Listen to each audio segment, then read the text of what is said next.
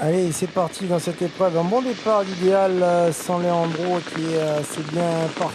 On est bien parti également avec Coca-Oli. Avec à l'extérieur le numéro 12, Jack Strike qui a pris un bon départ, tout comme le numéro 16, Harrison Duplessis. Ouais, Jack Strike qui va peut-être venir aux avant-postes et courir le numéro 10 Idéal sans Leandro. Harrison Duplessis a pris également un très bon départ. Il vient tout à l'extérieur. Il prolonge pour l'instant son effort. On vient ensuite avec Gordon Mija, Kid Bellé. Carambar, le favori, se rapproche en 5e position. Puis piège à l'extérieur pour l'instant. On retrouve Je rêve du bois. Oui, passage devant les tribunes avec donc Richard Westering, Idéal San Leandro qui ont l'avantage. En 2e position, il y a le 16 Harrison Duplessis. En dedans, Jack Strike qui est 3e, devant encore le numéro 4 qui est là. C'est Gordon Mijak, alors que Carambar se rapproche en épaisseur. Alexandre Brivard qui vient un petit peu à sa main en 4e position. On est toujours côté corde avec Jazzman, alors qu'en 4e épaisseur vient maintenant Je rêve du bois pour aborder la descente. Ils sont quasiment 4 de front. Ça se passe mal depuis le départ pour Je rêve du bois. Anthony Barrier qui est contraint de faire tous les extérieurs. Il n'a jamais pu trouver un espace pour l'instant.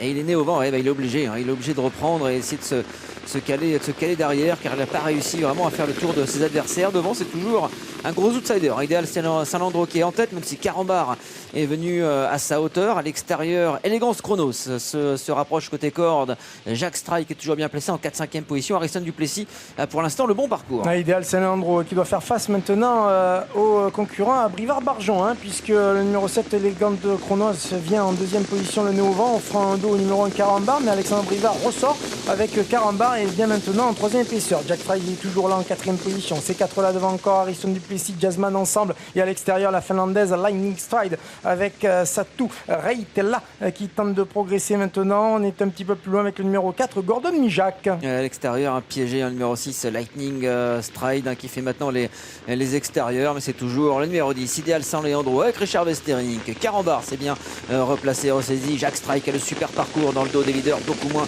pour Lightning Stride à l'extérieur qui donne un dos à Harrison Duplessis au numéro 13 Je rêve du bois, et on est encore assez loin avec Yato Dertals qui est suivi par Habit de Soirée. Avec Coca-Oli qui a rétrogradé maintenant en avant-dernière position avec Furioso Flini, peloton groupé qui aborde maintenant l'intersection des pistes. Idéal Saint-Leandro qui a toujours le meilleur, Carambar qui met la pression, Jack Strike qui est dans la boîte. À l'extérieur, il y a toujours Lightning Stride qui est en 3e épaisseur, offrant un dos à Harrison Duplessis. Les grandes Chronos qui est là en 4-5e position. Jazzman également dans la boîte. Yato Dertal c'est obligé maintenant de se dégager pour tenter de venir les premiers, de revenir sur les premiers. Idéal Saint-Leandro n'en peut plus et du coup Carambar à l'avantage. Carambar qui est le meilleur devant encore le numéro 6 Lightning Strike qui est courageuse et les grandes Chronos qui est là, alors que voici maintenant Eric Raffin qui se lance à la poursuite avec le numéro 11, le numéro 16 Harrison Duplessis se lance à la poursuite de Carambar qui a peut-être créé la décision. Carambar qui a l'avantage avec en 2e position Elegant Chronos, Harrison Duplessis qui est 3e, Jazzman qui est en 4e position, alors qu'à l'extérieur on tente de bien finir avec Yalto Dertas, mais c'est peut-être trop tard avec le numéro 1 Carambar qui va s'imposer. Carambar s'impose, Yalto Dertas finit fort mais trop tard. Le 7 est 3e, la